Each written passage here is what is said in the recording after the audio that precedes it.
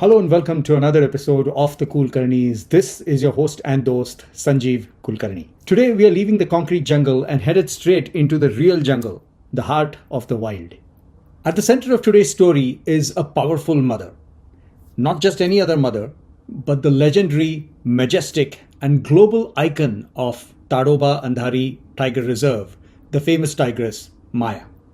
Imagine writing the biography of a mother who does not speak, who does not give interviews, but is all over the internet, and her stride had captivated the world.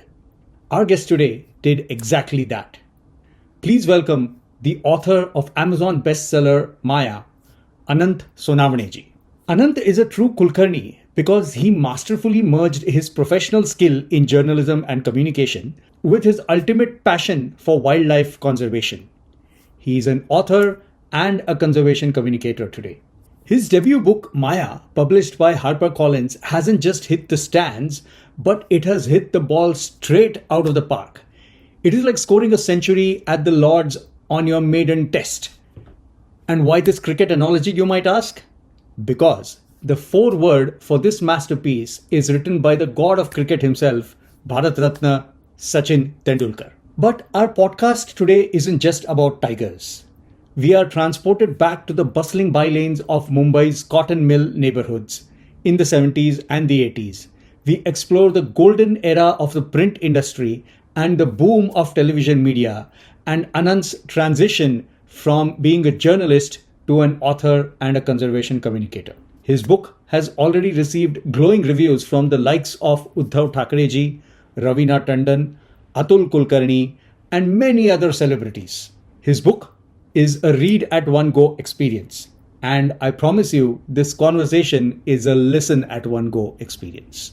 But before we start, wishing a happy Mother's Day to all the mothers who are the fierce tigress protecting her children, nourishing her children, and teaching them essential life skills.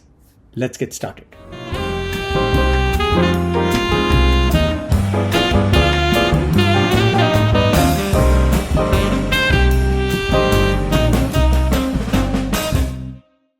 Hello and welcome to the next episode of Kulkarnis. This is your host and host, Sanjeev Kulkarni, back with a very exciting guest. Anant Sonawane, welcome to Kulkarnis. Thank you, Sanjeev. How are you this morning? I'm fine, absolutely fine. Fantastic. And I like this, our pleasure, absolutely. And I like this, view of this look of yours, this new avatar and this new look. Almost feels like we are headed on a jungle safari right away.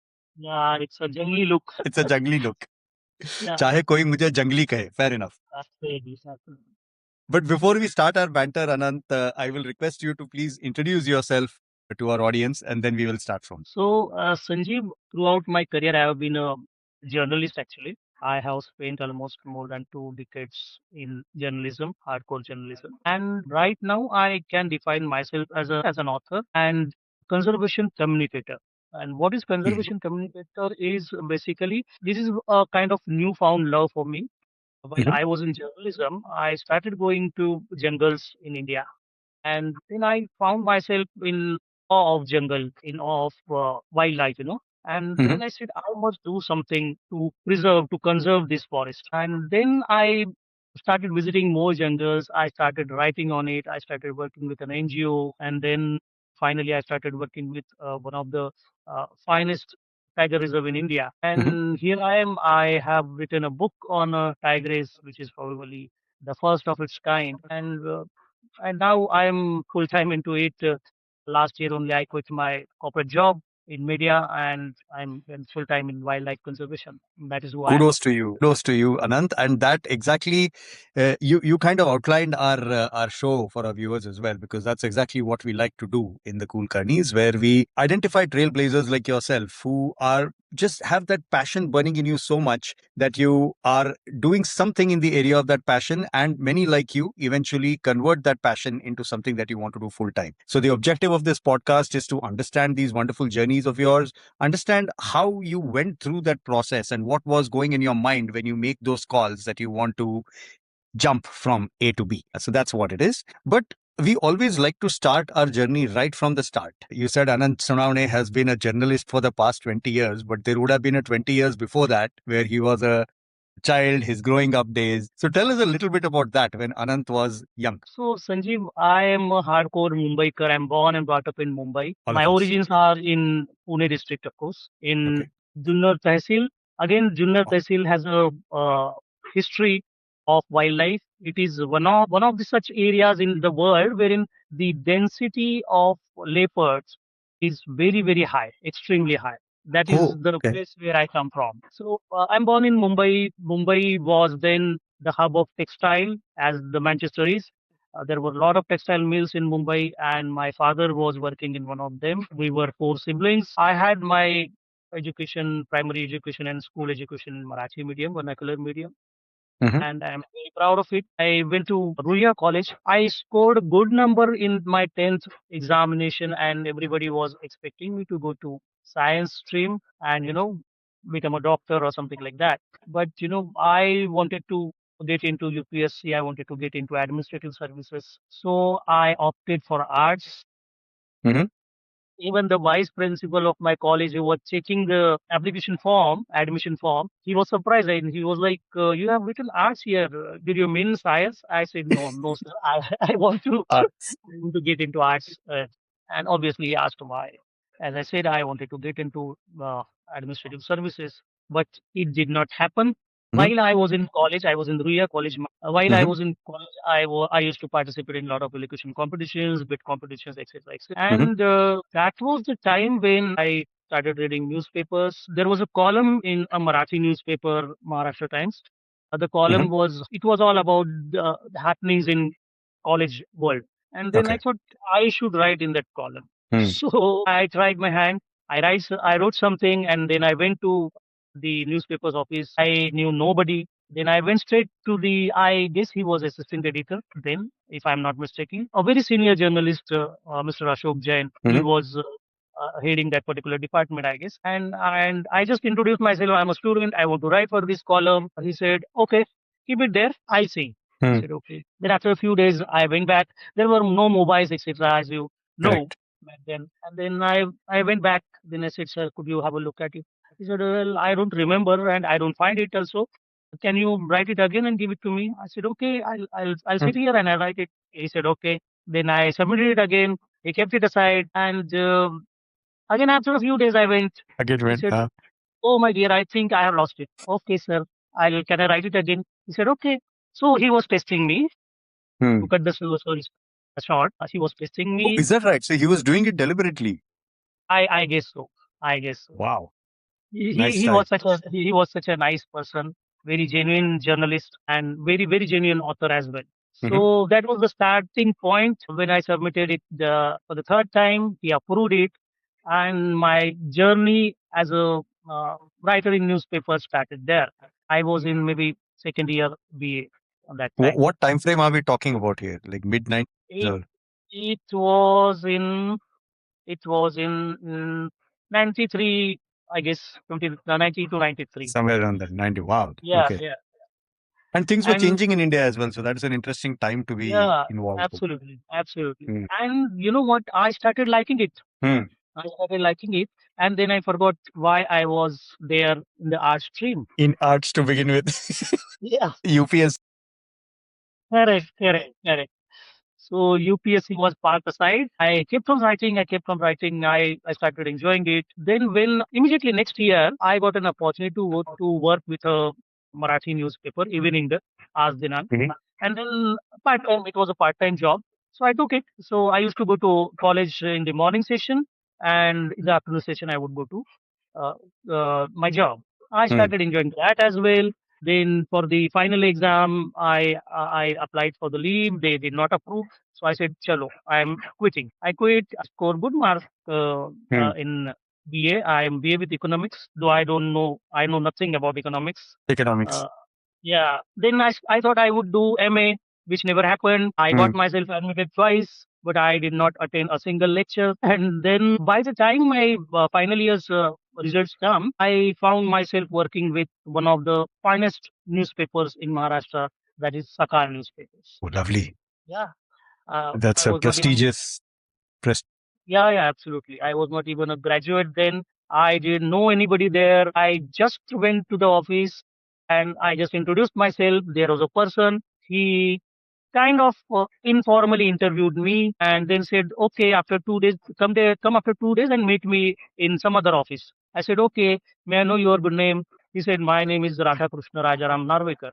I said, "Thank you very much. Nice meeting you." Then I came out. I went to the local telephone booth, that is PCO, and then I called my job, my boss from the previous job, and I asked him. I met this person, and he has asked me to come and meet him after 2 days.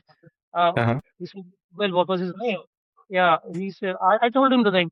He said, "Idiot, he was the editor of the newspaper." And Yeah, the I said, newspaper. "Oh, okay." I didn't even know what all shit I spoke to him. Just spoke to him. Yeah. And then, yes, after 2 days, I went. He was already impressed, and I was there. After that, Yeah. I worked with a lot of newspapers. I worked with a lot of television news channels. I'm happy to tell you that I am the founding member of the first Marathi television news bulletin apart from Hmm. Doordarshan. Of course, Doordarshan was there from the ages, but the Always, right? first the first Marathi news bulletin was launched by cable network called In Mumbai. It was owned by Mm-hmm. Hindujas then.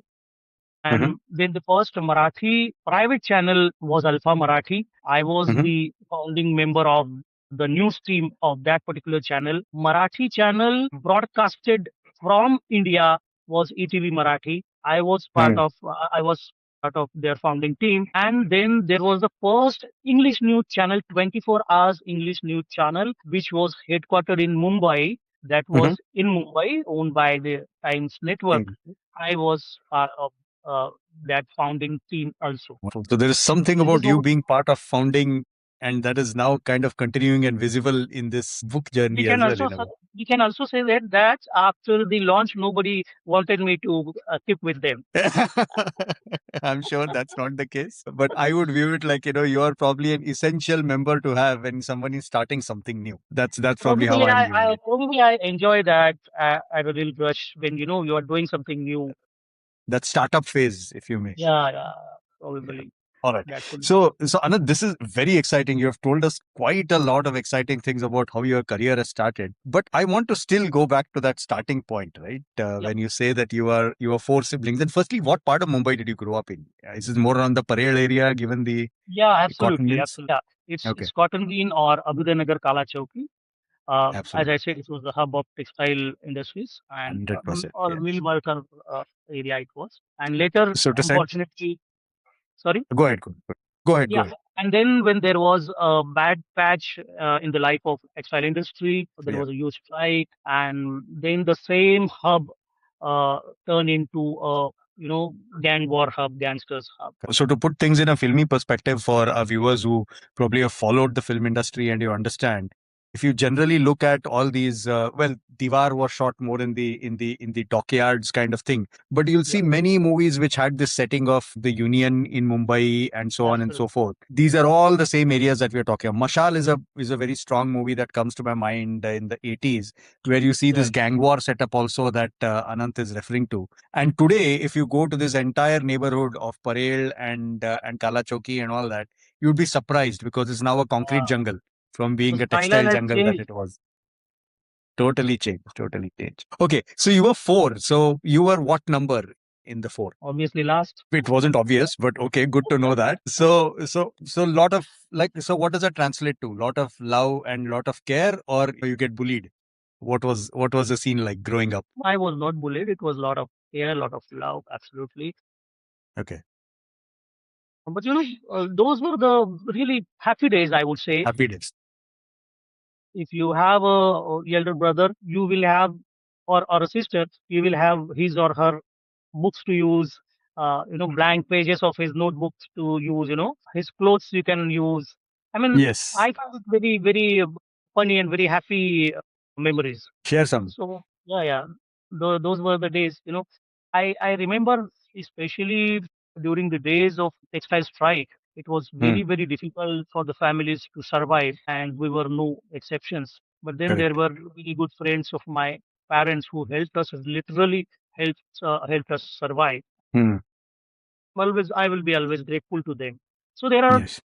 some good memories, some bad memories of the road. Correct, correct. Absolutely. And especially, I don't know how was the neighborhood that you all grew up in, but one way or the other, there'll be a lot of families around, right?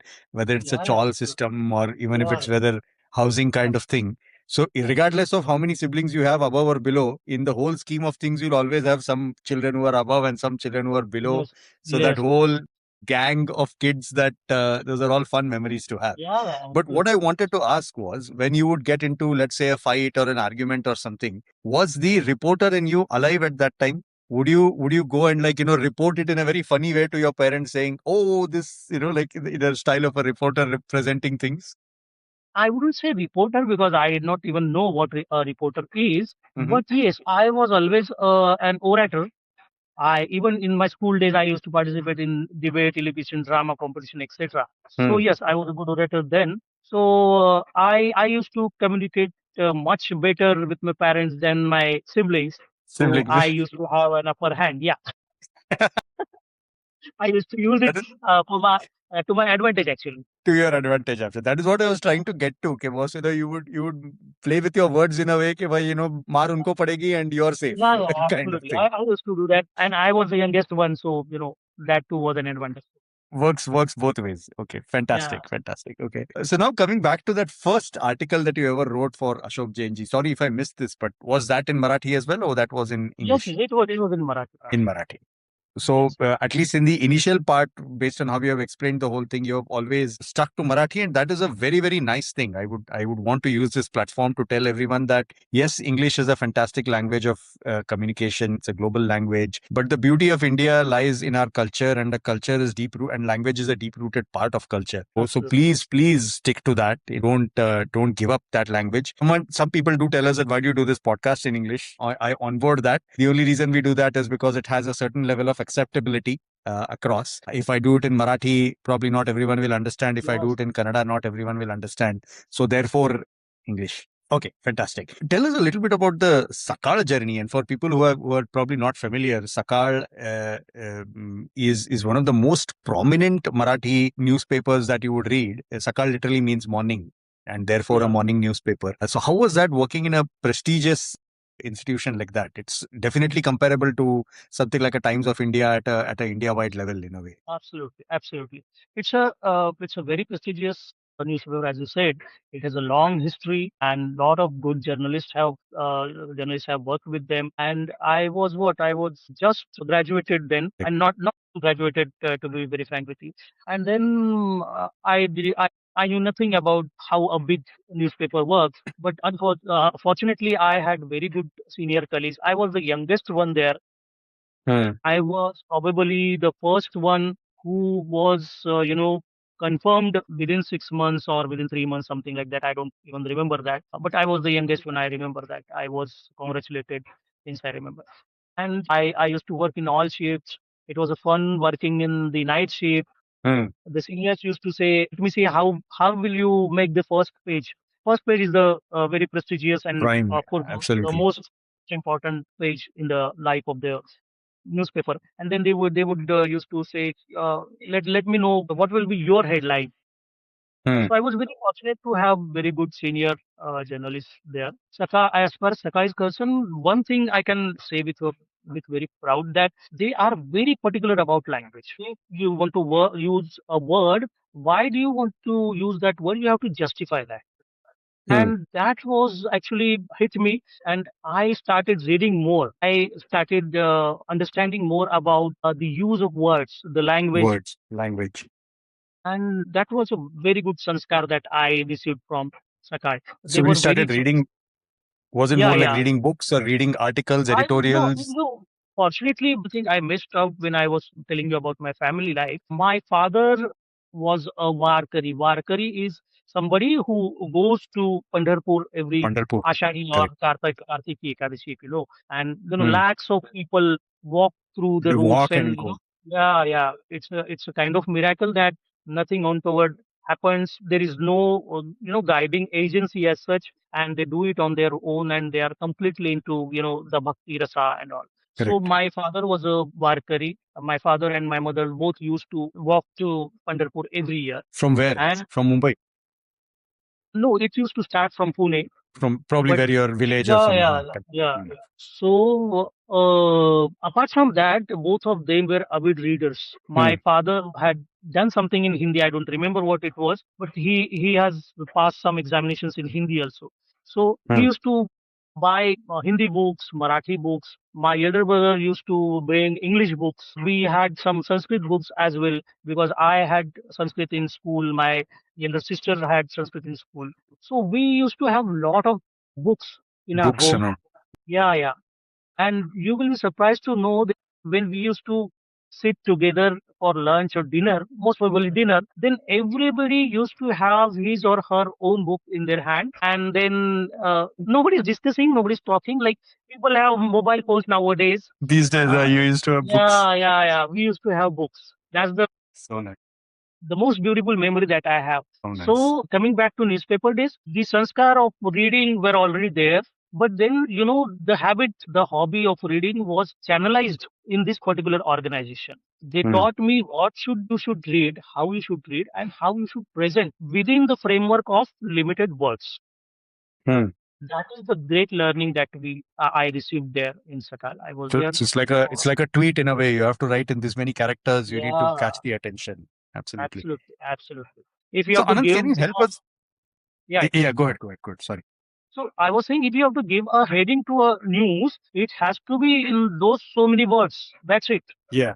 Yeah. Then you have to think about that. Correct. Yeah. Correct. So that is how it So was.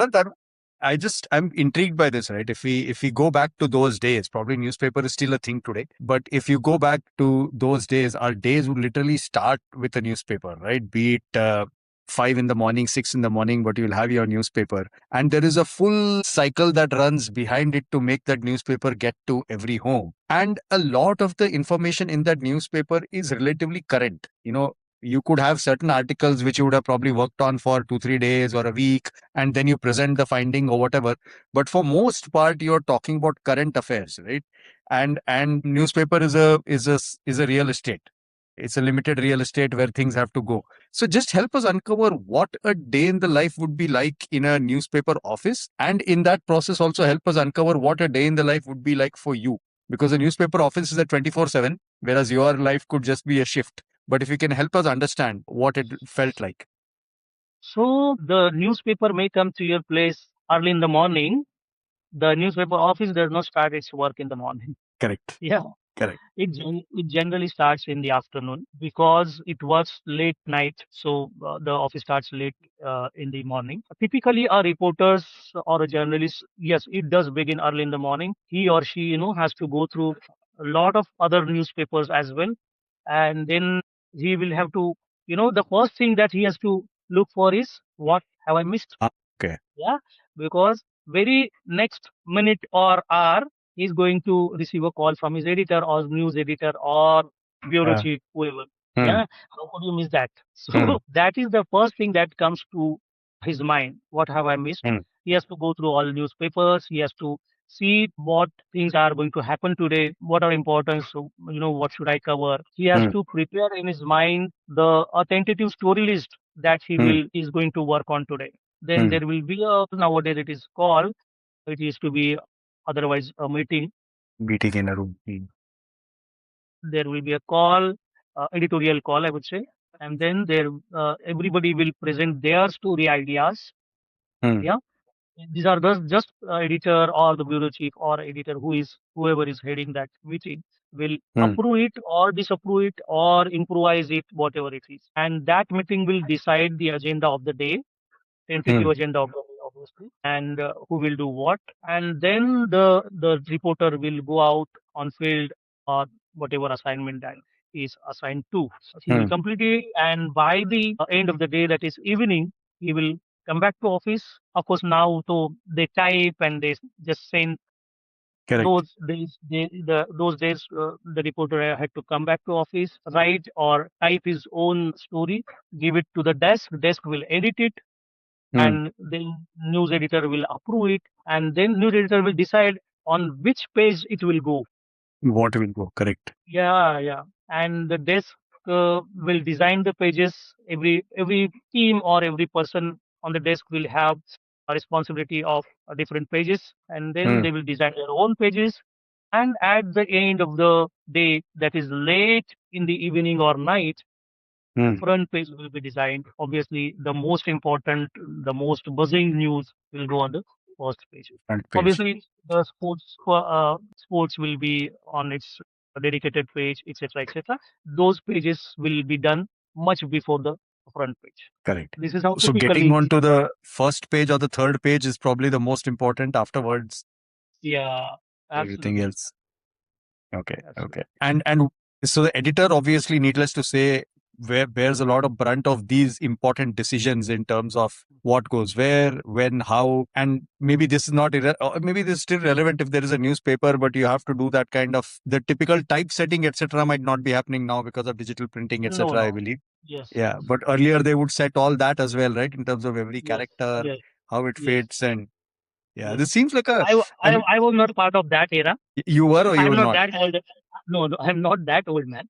Okay. No, I'm sorry. I mean, this is coming from my ignorance because I don't know when these shifts have happened in the media industry, so to say. But beautiful. And help us understand that what goes through the mind of an editor. I mean, is this purely coming from experience, or there are other ways in which they decide what goes where? And is there team dynamics playing? This guy is my favorite, so I'm going to put his article on front page and all those nice things. So here is a disclaimer. Mm-hmm. I'm going to talk about the editor in those old days, Old days.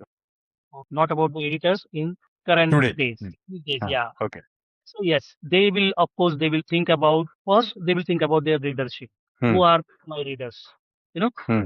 as every channel, even you have your own YouTube channel, so you know who are your viewers, right? So Viewers, correct. editor knows exactly who are his readers. So he will think in terms of what would they like to read. Hmm. Yeah, that will be the deciding factor, because uh, the financial things work, as you know. So secondly, obviously, what is the most important happening of the day? Hmm. Yeah, you said favoritism. Fortunately, in my career, in the beginning of my career, when I was working in the print industry, I did not remember, seeing any such incidences. It might have happened sometimes in some cases, but I'm not aware of it.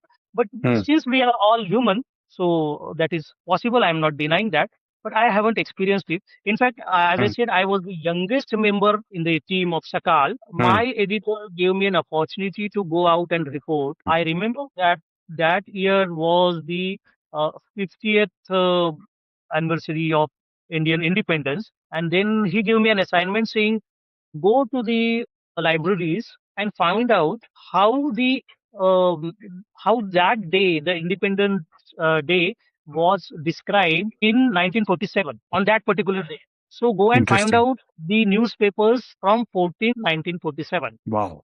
August Get 1947. Go and find out. Go read those newspapers, and we'll make a series on that. How Indian newspapers reported the independence. report.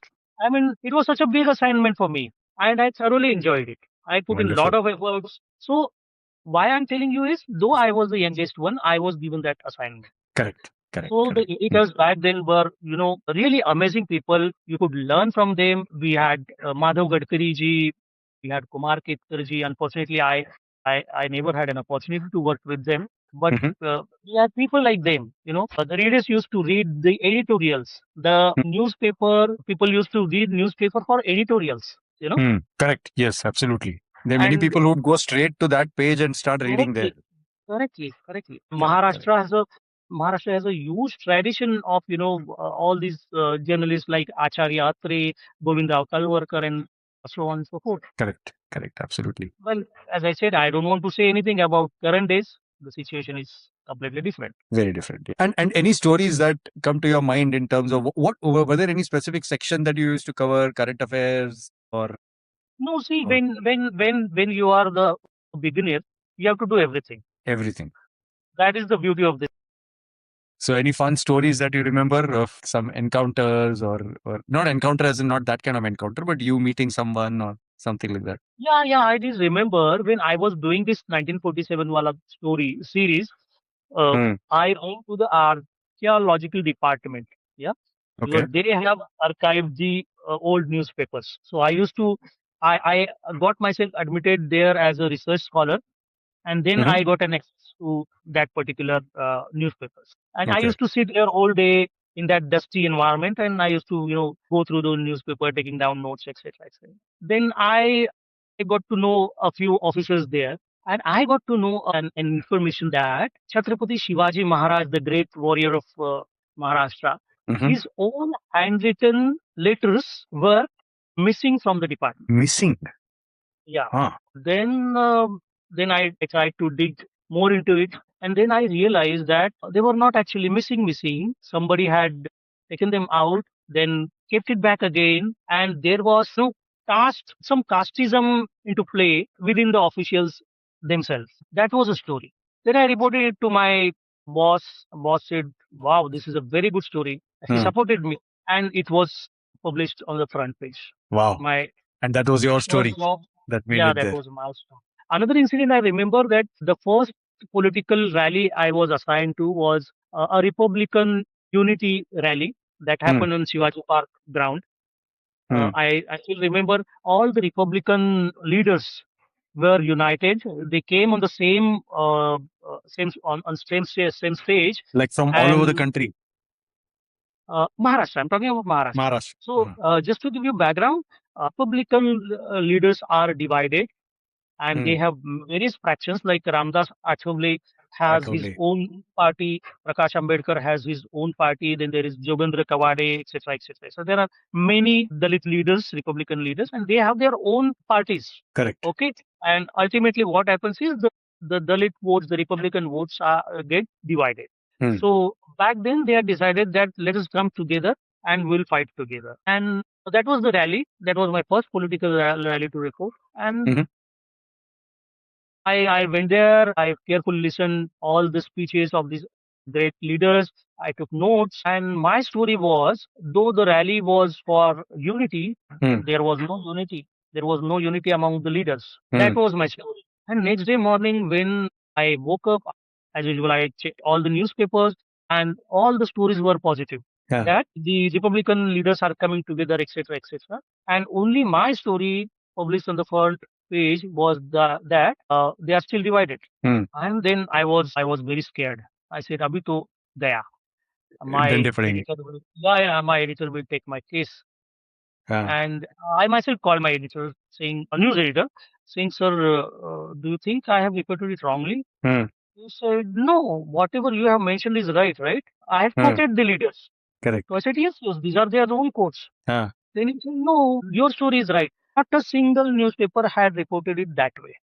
Beautiful. My news editor stood by me, and he had published it, and we stood by our news. And that makes a lot of difference. But then, just Absolutely. sort of curiosity, with someone like a Sakal reporting this, right, like this, the leaders are not united. I'm sure it would have caught the attention of a lot of the RPA leaders. Like, what did Yeah. something happen there? Did you get some heat? No. So since I was the junior most, I did not get any hit. But yes, my editor or news editor might have received a few calls. That is quite. Yeah, it's a different world, like it's easy to sit and just open the newspaper and read, but when you're the face, or the quote unquote the face, or the author of that, you're in front line for many things, and the editor actually stands and shields you from all of that. Well, thank Right. you, thanks for sharing these insightful, wonderful journeys. But now let's move to the next stage. Was TV a natural progression because TV was suddenly starting to explode at that time, or what pulled you towards TV, given that you were the No. founding member of all of that? So, to be very frank, I knew nothing about television. Hmm. So I won't say that it was a cautious decision, etc. Hmm. I was young. I wanted to try new things. Obviously, I was not married then, no responsibility. So let's check. Let's see what it is. देखते हैं Yeah, क्या है ये. let's check. So, as I said, my first experience was with a cable news channel called in Mumbai. It was a Hmm. small setup, but of course, that was a very learning experience for me, since Hmm. I knew nothing about television. So I got to know about how a television news industry works, how you write the script. You spoke about the difference. The difference starts with the script itself. The language of a newspaper will always be a written language, Hmm. and that of the news channel would be a spoken language. The Okay. difference starts from there. the length of the sentences, the words that you use, they will differ because it will be a communicative language. So the tool starts there. Apart from that, of course, you have to go by visuals. Visual is describing something, and your voiceover is describing something that won't happen, right? So your script will flow according to whatever visuals that we have. Then obviously the viewer's choice. You have to hook the visual viewers. So you have to judge. There could always be error of judgment, but you have to give it your best judgment that what will hook your viewers to your channel. Then there are And the second thing TRPs. and the other thing that comes to my mind is especially if it's a live TV reporting, then that's Yeah. a different ball game altogether, right? Because you can't Absolutely, go wrong at all. absolutely. You have to be very, very alert. Your presence of mind comes in at that particular time. So, my entire career, I have hardly worked as a reporter. I was basically into backend. So, there are two parts of television, huge television. So, basically, one will be reporter anchors whom you see usually on the screen, and there are other people who use in the background. There is input department. Input department is the department that gets you the stories, right? Actually, the field. And there is an output department which actually processes the stories that come in, during the day. Uh, the department gives it a final look and feel, and then it finally presents it to the viewers. So the output department is, important and responsible to the viewers. Okay. Okay. So when I was in Z Chovistas, the 24 hours news channel of Z Group, that was my last stint with Z. So I was working as the output editor. I was heading that output team. So whatever will go on air would be my responsibility. Whether it is a ticker, flash, breaking news, the bands that you see in the bottom of the channel on the screen, whether it is that, whether it is the piece to camera that a reporter is doing, whether the story script, whether the anchor script, everything is responsibility of that output editor. Of I the was editor. in that particular role and I thoroughly enjoyed it. And- It is a tremendous stressful job. Absolutely. And there is, I would assume there you can't have sections, right? You'll be literally across. There could be Yeah. a crime beat that is coming in. There Yes. could be a sports news. There Yes. could be a Yes. current affairs, investigative, whatever, right? Everything is Absolutely. making its way there. Absolutely. And then And you you have to should have the prioritize. experience of dealing with everything in a way. Absolutely. You have to prioritize. And any moment, your priorities will collapse. Something big will come and you have to run after that. It happens. It happens all the time. But help me understand this. So I'm always intrigued by this, right? So yes, you're in the industry of news. You are flooded by things happening around you, but you will have some ways in which you yourself are staying on top of things, right? You may have your network or connect, or कि भाई ये आज का ताजा खबर, this will make it big. How would you do that? What would be your way of staying plugged in and yours? So, you know what? Don't tell me your sources, but I understood. Yeah. So, you know what?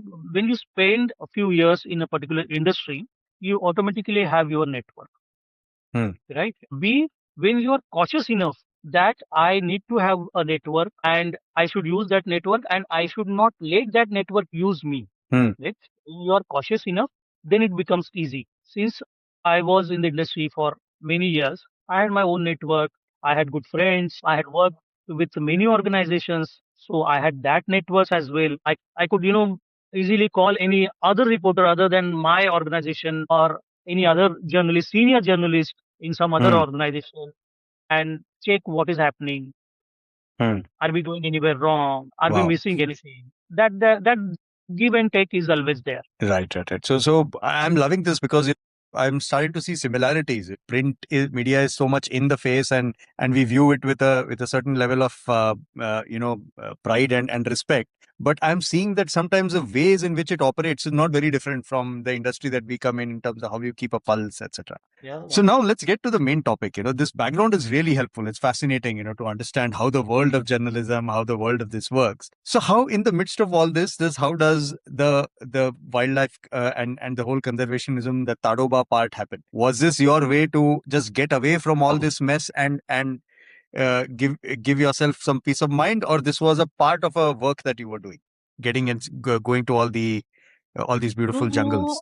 I would say it happened accidentally.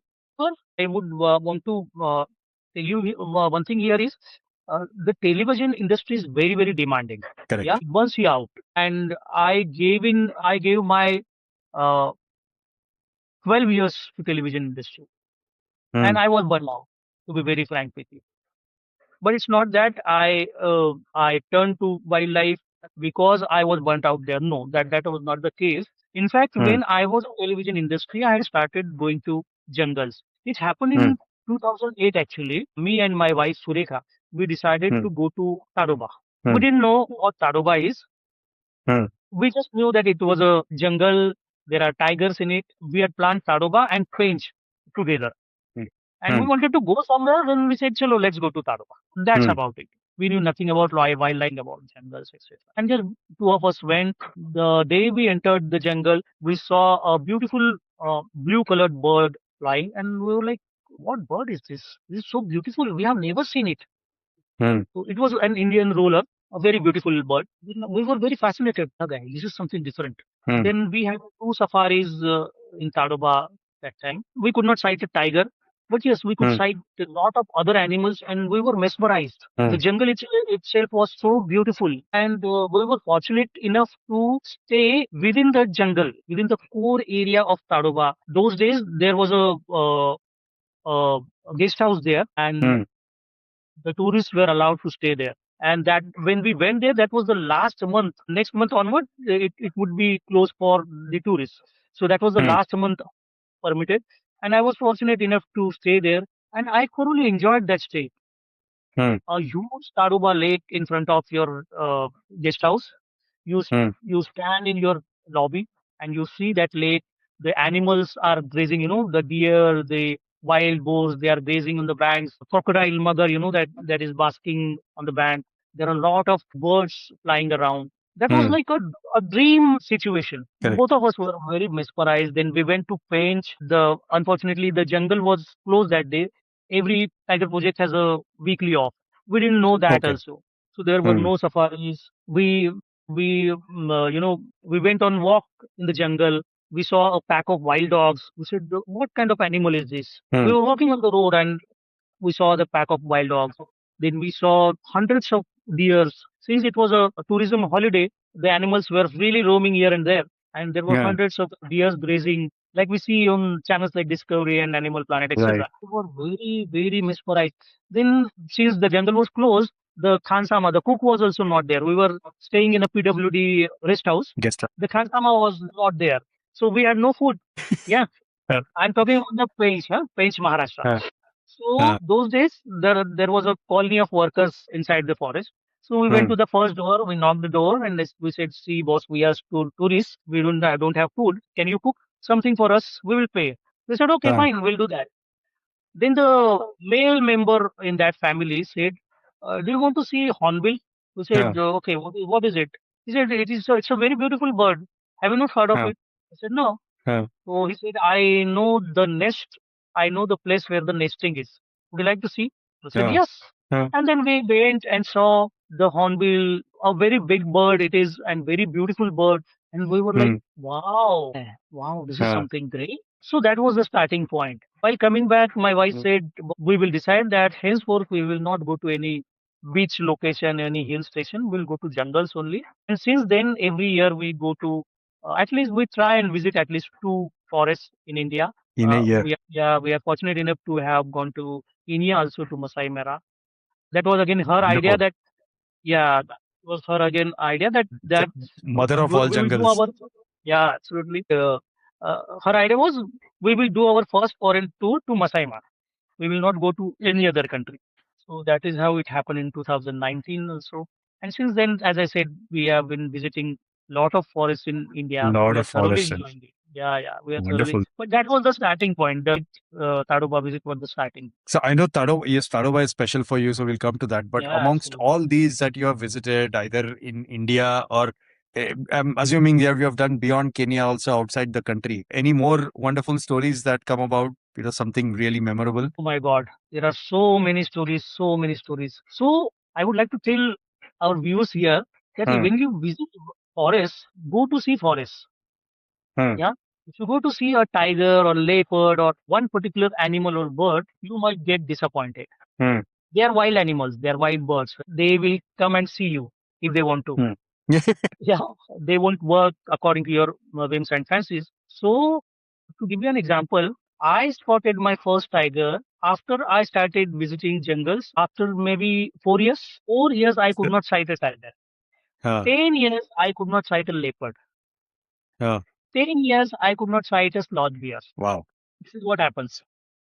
That's a very interesting point. I mean, for all of us, I've probably never been on a safari like this. So for all of us spotting these animals, I'm trying to think in my head, why is it so difficult? Because all I've done is seen them in the zoo. They are always there, right? But So what seeing you're them in a saying is, zoo if you're in is something very different, and seeing them extremely in their different, natural habitat is absolutely different. It is a absolutely. mesmerizing experience.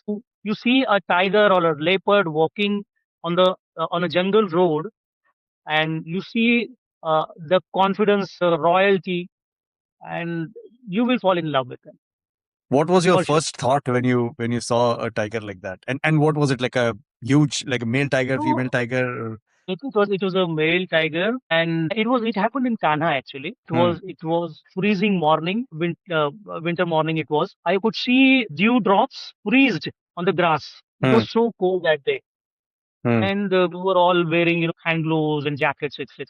And there was no call, nothing. Our guide was very sure that, sir, tiger will. I'll definitely show you a tiger. Hmm. So we were like, by boss, we haven't seen it for 4 years. Let's see. Hmm. And then there were no calls, nothing. And while we were traveling on the road, the dusty road in the jungle, he kept on looking on the ground. And at one place, he asked the driver to stop the vehicle, open jeepsy. Then he showed us there were big pugmas of a Hmm. tiger.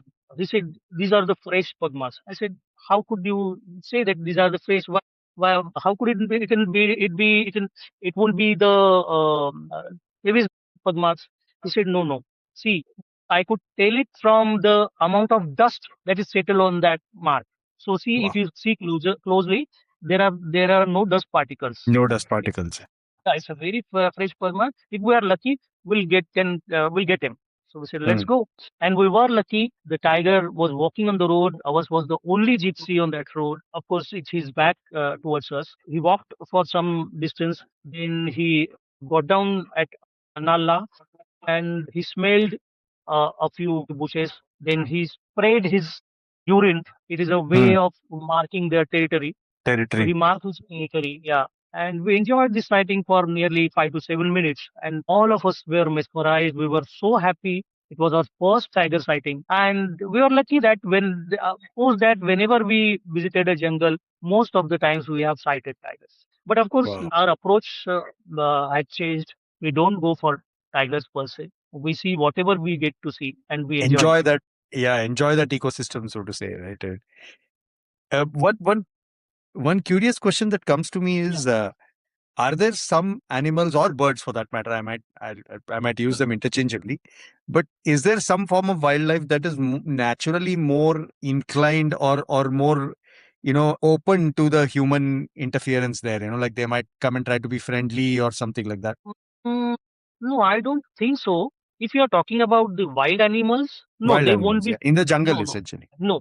So they won't come and interact with you. I can't identify any particular species as such. But yes, Hmm. there could be some individuals who are more comfortable with human presence. Yeah, that is quite possible. Absolutely, For absolutely. example, And they were, yeah, yeah, you were saying something. no, what I was saying was, for example, in the wild, in the oceans, for example, you'll find that dolphins are very friendly. Hmm. So if even if you've gone for a wildlife sighting or something, the dolphins will try to come very close. It's very difficult to spot a shark because a shark will not come that close to you, right? But a dolphin will come close and a dolphin will want to interact and so on and so forth. Not so much in the No, wild, so to say, no, no, more no. than, I don't think but any such species will do that in general. hmm, But hmm, as I said, some individuals might show some amount of curiosity, okay. and that may include a tiger also. A And then tiger may come let's come very. to our heroine. So Maya was one such tigress Hmm, from Tadoba, of course. She was very friendly with tourists. She used to come very close to the tourist vehicles, and not that she wanted to touch any tourists per se. Yeah. But yes, she was very comfortable with tourist vehicles. The natural instinct of a tiger would be get away. Correct. That is the natural instinct. But since she was born in tourism zone, she was used to the tourist vehicles. Probably that Hmm. could be one reason. But it was her nature also. Hmm. She was very, very lovable and loving tigress. Correct. That is the reason probably she was trying to, we can say, to humanize her, uh, trying to, interact with people.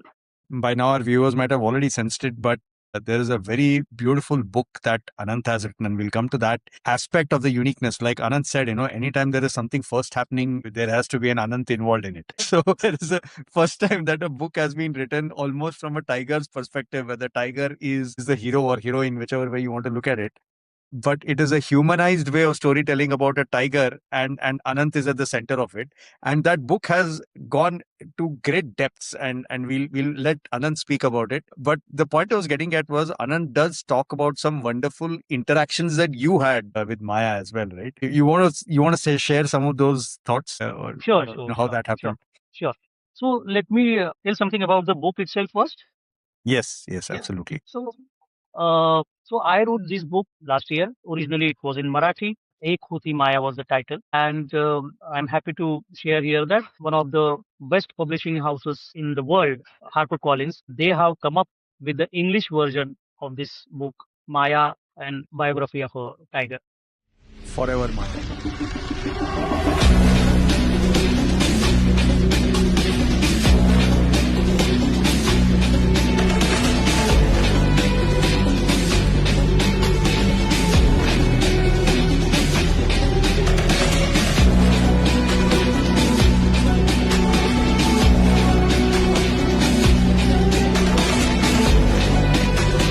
The book, and as you said, Sanjeev, it is the first of its kind. In the sense, there are many books on tigers which describe tiger as a species. Some books talk about a few individuals as well. But this is the first book wherein the life story of a single individual tiger, that too wild tiger, is covered. Correct. That is the first book. Hence, it is important. It is a kind of historical book, I would say. Of course, I Hmm. did not know till I wrote it. Yeah, no, 100%. And just to clarify, and not to be pedantic, but when we say tiger, we mean in a general as a species. The book itself is about a tigress. She's a heroine, Yeah. and I encourage all of you to read. And I mentioned this in a comment as well, so I'm calling it out here. Reading that book, you get a sense that it is slightly in a documentary format also, because you learn a lot of things. You learn literally a lot of things about tiger. Right from how their mating patterns, how they kind of grow together, some very, very interesting facts about their anatomy and their life, etc. But at the same time, the central theme, it is written almost as if it is Maya herself is telling her story kind of format. So with her in the center and everything happening around her, you get so fascinated. And one thing that was my observation was that you really come to a conclusion that maybe the tiger, the so-called the male, does nothing. It feels like that guy is absolutely useless other than one or two things, which I don't want to spell out, but you can assume, right? Everything else seems to be done by the tigress. Is this a law of the jungle? Is the female, the mother, really such an integral and an important part? So, Sanjeev, first of all, thank you for putting it very nicely about the book. As far as the mother in the tiger species is concerned, this is what nature has assigned to her, right? This is the responsibility that nature has assigned. If you look at the elephants, Hmm. here also a female leads the herd, not the Hmm. male elephant. Male Okay. will come only for mating and he will go away. He will wander Hmm. alone. Same is the case with male tiger. Hmm. Yes, he will protect his females and cubs whenever he is around, but then he Hmm. has 3 to 4 females. He has a Hmm. huge territory. Hmm. He has to guard that territory as well. Hmm. So, quite a few days he will come and spend with the female and the Huh. cubs. Yeah, but that will be very few days. Hmm. So the main responsibility would be that of the mother. Hmm. She will bring the cubs up. She will teach them how to hunt. She will protect her everything. Absolutely. And I must tell you, Anand, that some of the instances that you talk of, both in Maya's own life, maybe even Maya had siblings and what happened to her mother, etc. I mean, I'm just trying to humanize this because the way you've written the book, you really feel that human element in it, right? So Maya might have been too young to realize what's happening to her mom or what's happening to her siblings. But Yeah. it breaks your heart when you read about Maya herself losing her kids in a way. Really is extremely touching as a moment that one can only imagine what can happen to a mother when things of that nature happen. But guess that is life, right? How Yeah, was it? that is that. How was it for you when you were uncovering all these things? I mean, I'm assuming you heard this from someone, or this was your So own experience, or see, as I said, I started going to Tadoba in 2018. I Mhm. saw Maya in 2008. I saw Maya for the first time in 2018. Since then, I Mm. have been following her. I have I have seen her multiple times. I have seen her cubs multiple times. I have been following her story. I have been following the updates in her life. So I knew a lot of things about her already. But when I started writing this book, I went deep into it, and then I was, sometimes I was shocked, sometimes I was sad, as you expressed your feelings. Correct? Sometimes I was amazed with the way she had handled the situations. You know, Absolutely, absolutely. I found her thinking out of the box. Yeah, But yeah. when there are a few stories. One of them is when she goes out and finds her mate, brings him back, and makes him stand in front of the intruder male and make them fight. Correct, correct, Being a female, she's smaller than any other male. She knew she could not win, so she got her mate back in the territory and made him fight that intruder. absolutely, This is absolutely out of the box thinking. Then 100%. That is multiple places I have mentioned that she had to mate with multiple males, multiple. Correct, which is actually very traumatic for a tigress. correct, You have to guard, you have to protect your cubs, and for that you are doing fake mating with multiple males, which is very traumatic. And she did that. correct, correct, So there would be scientific explanation to it, no doubt about that. Obviously, correct. the density of tigers is very huge in Tadoba. Hence, the interactions, the fights are usual, etc. But look at the tigress; she's finding a way out. Correct, correct. So it is not only about Maya, of course. The tiger as a species, they are evolving. They are Yeah, finding ways to survive, ways to grow. So it is one part of that. So to answer your question, I went through all those emotions, through which the readers go while reading this correct. book. I have experienced all that firsthand, and my journalistic background helped me there. Yeah, absolutely. And that is visible from first page itself. Like Anant, I'm not saying this because you're here, but I had mentioned this in my feedback as well. I'm not Yeah. much of a book reader. Books put me to sleep, regardless of whatever the category of the book is, right? But I picked up this book when I was traveling from India to after you kindly gave me the book. I picked up this book on the flight back to Singapore, and I thought that, oh my God, like I don't know when I'll finish this. I might probably need 3-4 days later. And because invariably I'll open a book and I'll sleep. I'll sleep at home, forget on a flight. I'll sleep on a flight regardless, right? So if I have a book open, I'm going to sleep. I'm giving this backstory here just to set the context that this is how I'm tuned as an individual, and I finished this book flat in 2.5 hours. I'm still flying on top of the Indian Ocean, or rather the Bay of Bengal, on the way to Singapore. I'm done. And I'm like, Anant, why did you write such a short book, man? Please, you should have given me at least something that will stretch till Singapore, like, what is this? And I was just kind of inside, I was like, I have to tell this to you somehow, like, I can't even make a call when I'm in the airplane, and I have to convey this message to you. But you can't stop the book once you start reading, and you can clearly see that journalistic aspect in you. I also have to tell you another thing. Again, my son is in the same category. He's 8 year old. He's not much of a book reader. He can view things but not read. And I was kind of nudging him, forcing him everything that during the holidays he has to read something. And I kept a couple of book options in front of him. All I told him was to read for 5 minutes. Okay. Mhm, And mhm. I didn't know which book he had picked up. There were a few book options. For the next 45 minutes, I don't hear from him. Then I go up Okay. to see which book is he reading. He's reading the book of Maya, and he What had a good gone to know. almost till like till the 70th page or 80th page, and then he stopped. He's like, Papa, this is a very, very interesting book. I will stop this now. I want to continue reading it again, but I'll stop it now. So I'm just telling this to you that two of us, who are probably non-book readers, were so engrossed in the book, and that clearly shows your love towards the whole concept, Maya, anything, and your journalistic background that comes into play. So thank you. Thanks for writing that book. I want to ask you two questions and then we'll go to a fun rapid fire side, right? One is the book has actually now taken a new shape in the sense that schools are now approaching you and it is part of a school. I don't know if I should call it curriculum, but I'll let you shine some light on it. Yeah. So what happened is one of the school teacher, Jilla Parishad Mhm. ZP school teacher, is a government school teacher. They were discussing something, and then he said, "You have written a very nice book, but unfortunately, our kids won't be able to read it." I said, "Why? Who will buy it for them?" Hmm. I said, "Yeah, you're right." Then I posted on social media saying, "Would somebody like to donate these books to ZP schools?"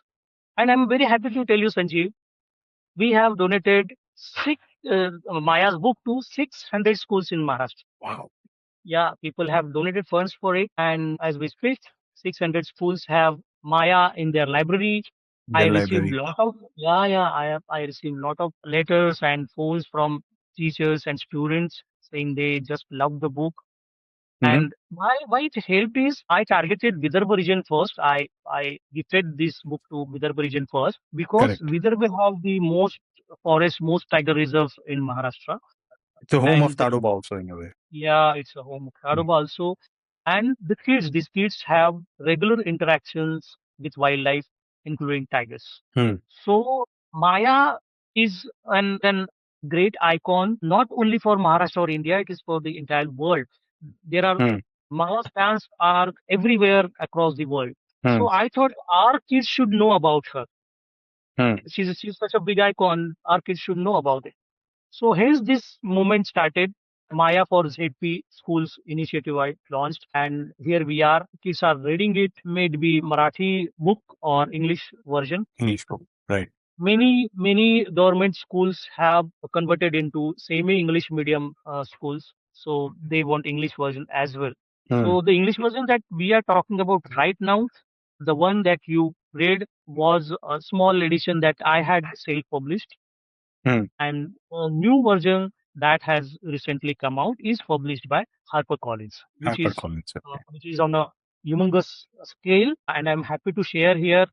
This is the first podcast where I'm sharing this news that Thank you. the great uh, cricketer of India, the legendary Sachin Tendulkar, has written forward for this. Fantastic. Many, many, many congratulations, Anand. This is a beautiful, beautiful moment. I'm pretty sure. It feels so special, and it's so nice because when someone like a Harper Collin picks up, while you said that Maya is a global icon, a platform like this will actually put it at a global stage as well. I'm professing here that someday we walk into an Australian bookshelf or an airport and we'll start seeing Maya there. I'll look forward to that day, and I'm sure it's not very far away. It's not very far away. Hope On the so, sir. Tadoba line, I just want to ask one more question, and then, like I said, we'll go to the rapid fire.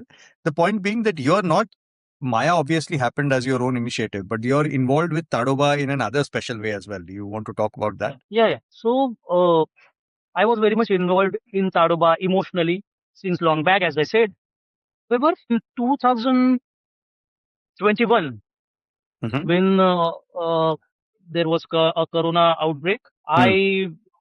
I went to Tadoba. I was invited by a Tadoba boss, and he had an idea in his mind. His name was Dr. Jitendra Rambagar. He was the field director of Tadoba then, and he had Mm-hmm. an idea that he wanted to launch a newsletter for the Tiger Reserve.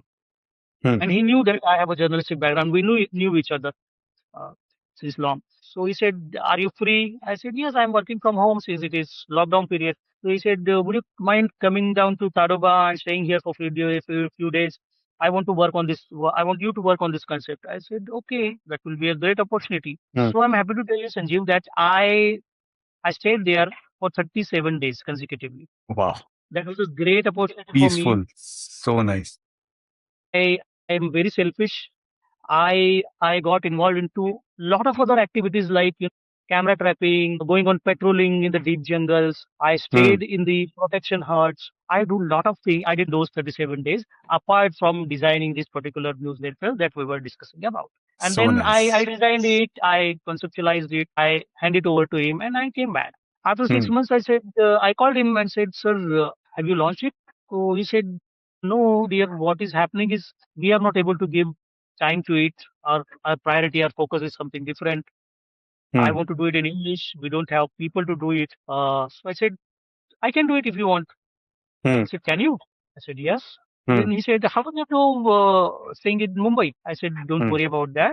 This is a new era, remote working era. So don't worry Yeah. about that. I'll do.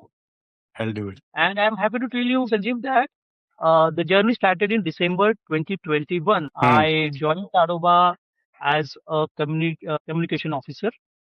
I was still working in media then. I was working in a company called Informist. Earlier it was Cogencies. Just to give a perspective, it is a direct. It was a competitor to Reuters and Bloomberg in the area of financial journalism, financial reporting. Okay. So that's an Indian company. I was working with them as an assistant vice president strategy. After I quit my job in Z, I decided that I will not get into journalism. The situation had started to change in 2020, 13, 14, etc. So I joined them as in a corporate role, not as a journalist. So I had my full-time job. My boss, my CEO, Mr. Pankaj Ahir, he was kind enough to allow me to work with Tadoba as well simultaneously. Of course, I was not charging anything to Tadoba then. So it was a kind of voluntary work. But of course, it was a passion for me. So I did not expect any monetary returns there. So Correct. I started working as a communication officer with them. We launched that product. It is called Tadoba Diaries. It is a monthly Diaries. newsletter. Tadoba Diaries. It is a monthly newsletter in the form of a magazine. It is not a typical government newsletter wherein you see a lot of government, ribbon cutting kind of stories. No, it is a magazine format. You get to read jungle stories in it, and people love it. And I'm happy to tell you that it has crossed 50th issue recently, consistently. So we have published more than 50 issues uh, for last more than 50 months. So this is what it is. Then I looked after social media for them for a very brief period of time. I looked after CSR also for them. So I'm trying to work with a lot of other Expanding. forests. I'm trying to Correct. expand in my work area. And we'll get to that aspect of it because you talk of what is the term you used? Conservation? Communication officer. No. It's conservation communicator. Conservation Communicator. Yeah, I love the name. Trust a journalist to come up with nice names. So I love that name. What I'll do is I'll ask. We'll do a quick rapid fire. We'll lighten this up a bit, and then we'll conclude with that part and what's coming next, right? So rapid fire means what comes to your mind first. Rapid, quick answers. Okay. So the strict deadline of working in a newsroom or the endless safari wait to spot a tiger. Which one do you prefer? Safari, anytime. Safari, anytime. I kind of knew that, but still a question. What's a scary moment, like a yelling news editor saying, "Kahan hai mera article?" or, growling tiger that is staring at you. A news editor Yelling at you. Okay. Fantastic. I kind of expected that also. What's your style? Are you writing in silence or you need some background noise or some music or something going on? No, I'm comfortable with both things. Both. So because in your mind, you're just focused that you don't mind what's happening around. Beautiful. Extension question to that itself. What's your writing style again? Are you more like I have the creative juice going right now, so I'll write for 3 days at a stretch, or you're a disciplined writer, 15 minutes every day style? No, I'm not a disciplined writer. So when it comes to you, you just finish off. Yes. Whatever. Or whenever I have time. Whenever you have time. Beautiful. You being a journalist, I probably know the answer, but I'll ask in a slightly different way. In your view, what is an effective way to tell a story? A photograph that is equivalent to 1,000 words, or you actually writing 1,000 words of a paragraph? Actually, both depends upon the situation. The photograph has to be that great, wherein you don't need any words. And Correct. at times, even if you write 1,000 words, if the words are not chosen carefully, you won't It's be of able no to. use. Yeah, absolutely. Yeah. It depends. Depends. Okay, fair enough. So what's your favorite drink when you're, in general or especially when you're writing to stay awake? Filter coffee or cutting chai? None. Water is the answer. I Water? don't drink coffee. I don't drink tea. I don't drink cold drinks. Nothing. Water is the source of my energy. My Plain God. water. Like Boost is the secret of Sachin's energy that way. Huh? Wow. Too good to be true, man. Early morning drive in Tadoba or sunset drive? Both.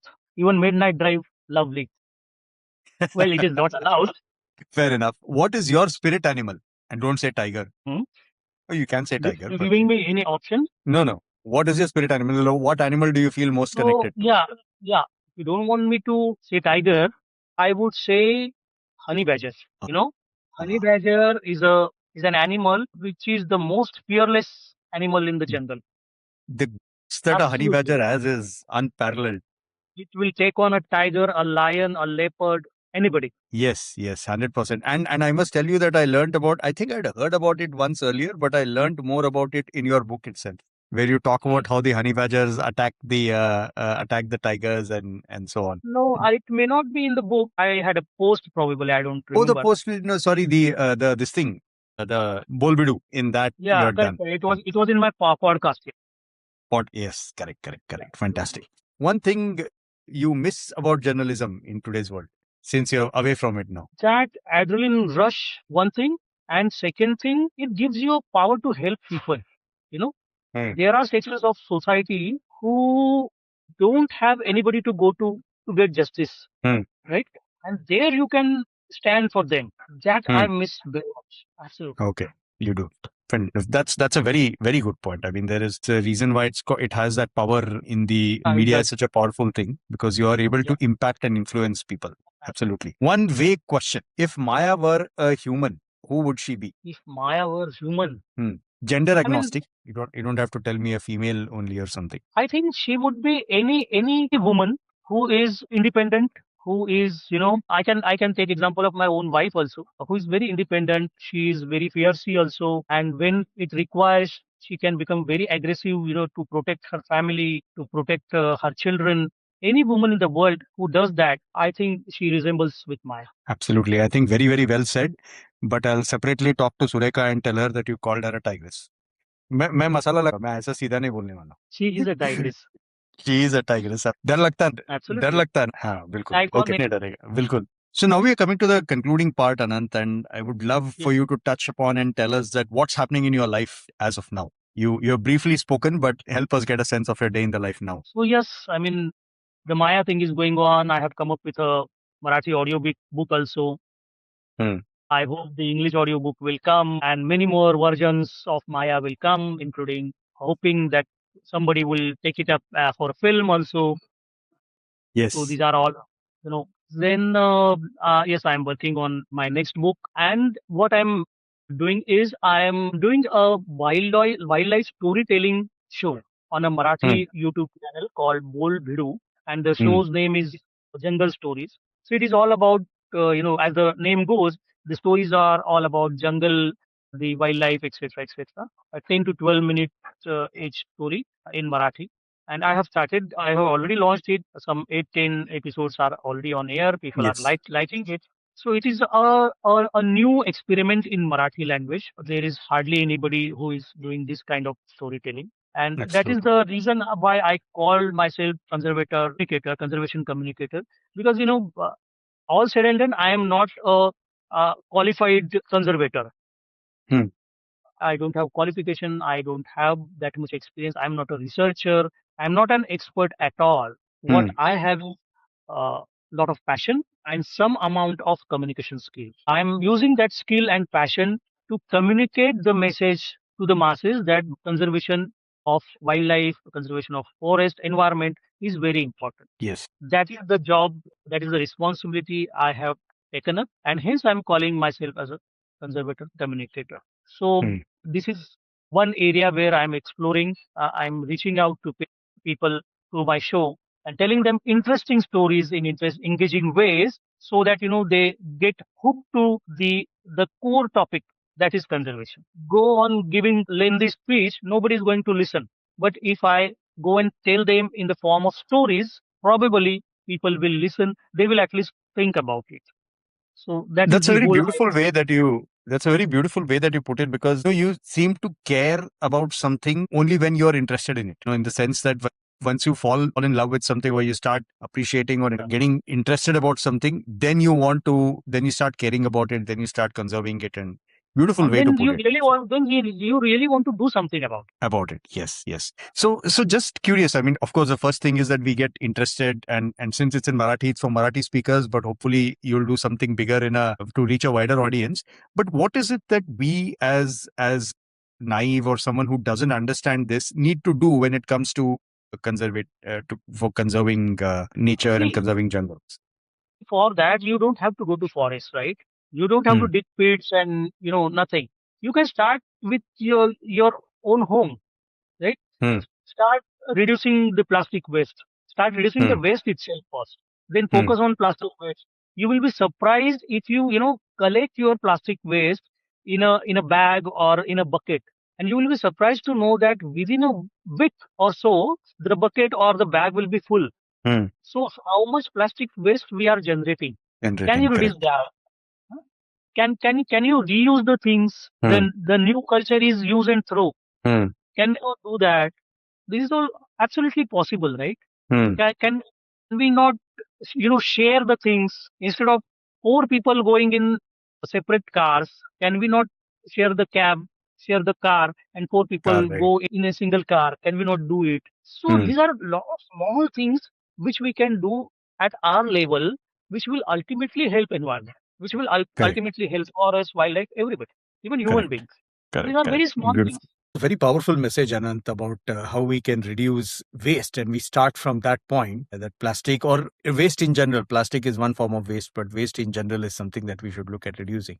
So, Anant, I'm intrigued to ask you this from a very busy and action packed life that you used to have as a journo and in the TV production. What does day in the life look like for Anant now? And what's the part that you're loving the most? So, Sanjeev, to be very frank, yes, the life is a bit relaxed right now as compared to my old days in journalism. Like, I don't have to travel by the local train and especially during the rush hours. Correct. However, right now I'm working with Tadoba Andhari Tiger Reserve, as you know. Apart from that, I'm also working with another tiger reserve, which is called Zira Tiger Reserve. I'm helping them with their CSR activities. Similarly, we have in Mumbai, we have a national park called Sanjay Gandhi National Park. I have started working with them as a CSR coordinator. So I'm doing a lot of stuff and I'm trying to contribute in the process of conservation. Apart from that, I have started a new venture in Marathi. There was nobody who was doing wildlife storytelling. There was a huge gap. I realized that, and then I launched a new program called Jungle Stories on a popular Marathi YouTube channel, Bol Bhidu. And I'm very happy to tell you that it is working very well. What I do is I take a wildlife story and I just narrate on screen. It is a 10-minute or 12-minute story, and I find people are enjoying it. Um, it is only program of this kind, and they are enjoying it. So I'm into that also, and of course I'm writing my another book. I'm working on that. Life is in a way it is hectic, in a way it is relaxed. I work on my terms, I work on my time, and I'm very happy that I am meaningfully contributing to the process of conservation. I'm very happy that I'm meaningfully contributing to the process of conservation. That is the best part of my life right now. Fantastic. I think that's a nirvana kind of state. And I want to tell about Bol Bidu as well. I mean, of course, it's in Marathi, so folks who Yeah, understand Marathi only can follow it. But besides the point, I want to comment on your look because you literally walk in like Indiana Jones, like a Sonawane Jones style of a entry. so I mean, if that is a credit, or even if that is a discredit, it all goes to the director of the show. And it is absolutely a credit. It's absolutely a credit. Very, very nicely conveyed. I'm tempted to ask you one more thing since you mentioned that both your wife and you are avid wildlife enthusiasts and you all Yes, like to yes, travel to different parts. When are you all coming to Australia? One caveat though, you'll not find tigers here. But when are you coming to Australia? yes. I know you have kangaroos, and I believe there is no other place in the world that has kangaroos. I believe I am not very sure though. So yes, we would love to come to Australia. It is on our wish list, but as they say, it's all up to the Almighty, and whenever He plans, we will definitely. Yeah, maybe we should find a way for Tadoba to be interested in Australia, and we'll do that. But one An interesting point I want to call out. Kangaroos, yes, are definitely there in Australia, but if you're familiar with the Australian landmass, it is so huge. The western part of Australia is very different from the eastern part of Australia. Geographically, the wildlife and even the natural environs are very, very different. The reason Wow. I'm saying that is kangaroos are not there in the Western Australia. It is there only in the eastern part, Eastern and part. because Victoria and New South Wales are probably the most prominent ones, you'll find them here and to some extent in Queensland, but nowhere else. And of course, South Australia. But this whole, like this whole belt is the only place you find kangaroos. And it's exotic in many ways because this island has been separated from other parts of the world for a very, very long time. All the animals here are unique. You'll not find them anywhere else in the world. And what you find anywhere else, you'll not find here in Australia, including cats and dogs. Cats and dogs are not native to Australia. They are only come in as pets. Cats, dogs, cows, all of these. So you will probably find it very, very interesting when you're here. You are tempting me. Yes, you should. You should plan that. I'm making that as a strong case from Australia to Anant. Yes. Wonderful. Right. With that, we would like to conclude this conversation that we have had, Anant. Thank you so much for spending the time with us. Thank you so much for sharing some wonderful points about wildlife in general, how you have had your journey tilting in this side, and inspiring a lot of us to kind of get towards conservationism and wildlife in general and enjoy that. I would like to end also by saying that just like your name, your hobbies and the kind of things that you do are also Anant. So let it continue being that way. Thank you. Thank you so much. Thank you, Anant.